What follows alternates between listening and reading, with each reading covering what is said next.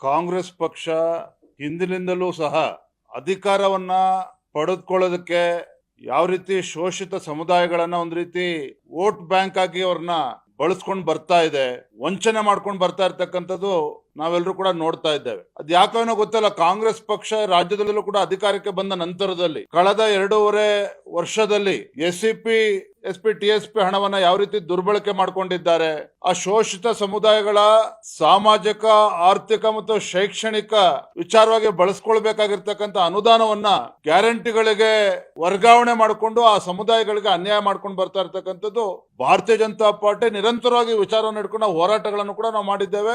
ಸದನದ ಒಳಗಡೆ ಮತ್ತು ಸದನದ ಹೊರಗಡೆನೂ ಕೂಡ ಹೋರಾಟ ಮಾಡ್ಕೊಂಡು ಬಂದಿದ್ದೇವೆ. ಇಷ್ಟಾದ್ರೂ ಸಹ ಈ ಶೋಷಿತ ಸಮುದಾಯಗಳನ್ನ ವಂಚನೆ ಮಾಡ್ತಕ್ಕಂಥದ್ದನ್ನ ಸಿದ್ದರಾಮಯ್ಯ ಸರ್ಕಾರ ಇವತ್ತು ಕೂಡ ಮುಂದುವರಿಸಿಕೊಂಡು ಬಂದಿದ್ದಾರೆ. 2025-26 ಸಾಲಿನ ಏನು 11,896 ಕೋಟಿ ರೂಪಾಯಿಗಳನ್ನ ಪರಿಷ್ಠ ಜಾತಿ ಪರಿಷ್ಠ ಪಂಗಡಗಳ ಅಭಿವೃದ್ಧಿಗೆ ಮೀಸಲಿಟ್ಟಿರ್ತಕ್ಕಂಥ ಹಣವನ್ನ ಮತ್ತೊಮ್ಮೆ ಈಗ ಇತರ ಕಾರ್ಯಕ್ರಮಗಳಿಗೆ ವರ್ಗಾವಣೆ ಮಾಡೋದ್ರ ಮುಖೇನ ಈ ಸಮುದಾಯಗಳಿಗೆ ವಂಚನೆ ಮಾಡುವುದನ್ನ ಹೀಗೆ ಮುಂದುವರಿಸಿಕೊಂಡು ಬಂದಿದ್ದಾರೆ.